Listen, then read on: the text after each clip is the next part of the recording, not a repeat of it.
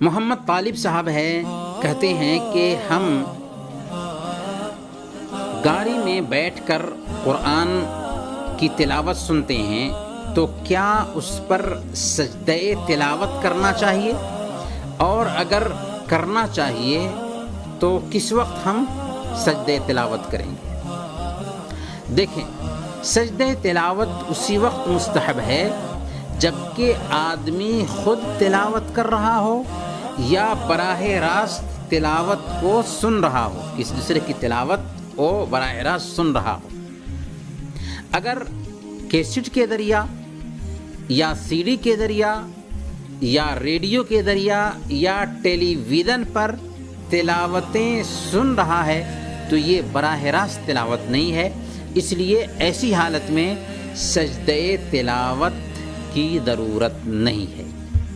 سجدہ تلاوت وہاں پر نہیں ہوگا، یعنی تلاوت کا سجدہ کرنے کی ضرورت نہیں ہے اگر آپ ریڈیو سے قرآن سن رہے ہوں تو۔